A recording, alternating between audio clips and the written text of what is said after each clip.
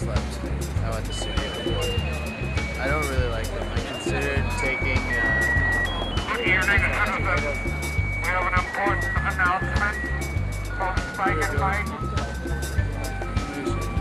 Spike and Mike Festival of Animation, everybody, coming up this week at the Floor Cinema. Animation.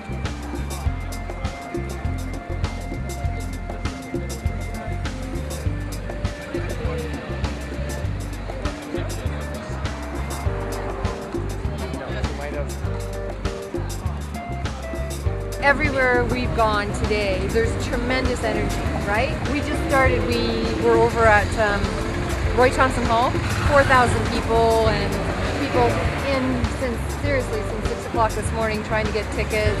And so there's a real question about tickets and availability and what's happening, that rush lines are so big, and then they all got in. And, you know, the purpose of the interviewing is really to do better economic development for Toronto. Why, you know, what can we do to make it better, easier? Would any of you like to interview about your experience at Toronto International Festival? Hollywood film is really only one thing.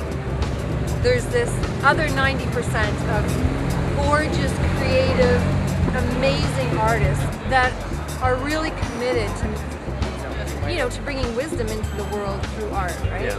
And this makes that possible, and everybody coming saying, I'm really invested in this, 90% of what really goes on in the world, not just, you know, Hollywood. Yeah. Do you have a favorite movie that you've seen at the festival? Or one that you struck? Yeah, Volver. I saw that a few years ago. I got free tickets. I was at a film from Mali the night before, and two gentlemen, who I don't remember their names, or I would think, they said to me, oh, we can't go to the film tomorrow, do you want a ticket? And I was like, yeah, sure. And you know, it was just spectacular. Yeah.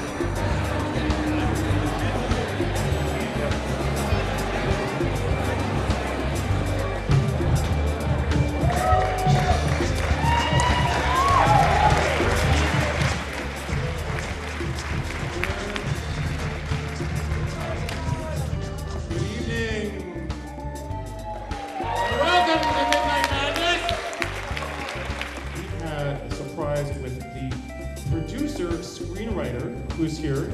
This is kind of going back into Midnight Madness history. He also wrote and produced Man Bites Dog. The writer, producer of A Town Called Panic, Vincent Tavier. Les petits personnages qu'on a trouvés sur des brocantes, des marchés aux puces. It's a small film that we made with small characters that we found. Et comme on ne trouvait que des cow-boys, des indiens, des chevaux, des animaux de ferme, on a fait un film avec ça. Since we only found cowboys, animals from the farm, that's what we did actually.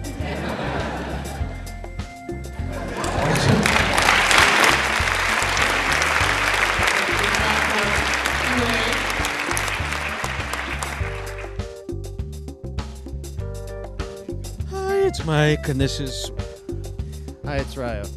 And it's the 9th night of the Midnight Madness Diaries, and it's freezing out. Can't believe how cold it is.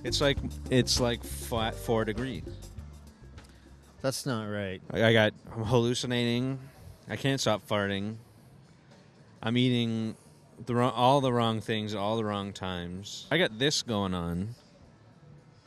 Literally, my body trying to physically prevent me from watching more movies because it's trying to swell my eyes shut. Do you know how many Tums I've had today? 17 Tums. Is that a whole container? Not the kind of size container I buy. What did we see tonight?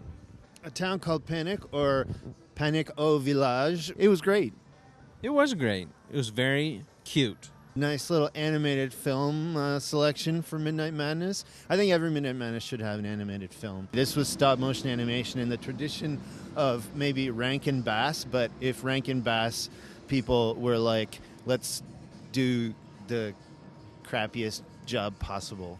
But that's not an insult to the film. The style of animation totally fit the way the story went, the characters, this little world that they've created. It's like quick and dirty, hilarious, crazy voices. Little figurines, right? Not like there's no facial animation. Imagine a giant bag of cowboys and Indians and horses attached to fixed bases like you had when you were a kid. This film is basically like an adaptation of what it's like to play with toys. These guys literally went to a flea market, bought the first thing they saw, and created a TV show and now a movie based on these characters that, you know, anybody could have made this movie in their backyard, I think.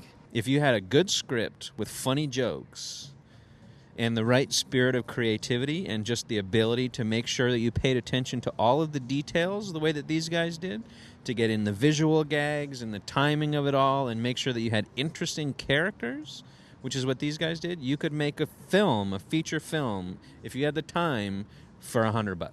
If you go to YouTube and you see a bunch of the short clips of A Town Called Panic, because it's a show from Belgium that also airs in the States, I think, on the Cartoon Network. You'll decide then and there whether you think this movie would be up your alley or not. I don't know. I feel like people would kind of immediately decide it's crap because of the style it's in. Well, it looks cheap and it looks goofy or whatever. Filmmaking is storytelling at its heart, and all you really need to tell a story is creativity and characters. The script is funny. It's real super creative. It goes in a direction that you would never expect, which is like what makes it special, I think. It's a good movie. Gimmick free and just funny and creative. It's good. That's all. Night 9. Let's go inside somewhere. Well, are you excited about Ong Bak 2? I just, you know, the fighting's going to be good, but You hate elephants. I just don't understand how they can exist.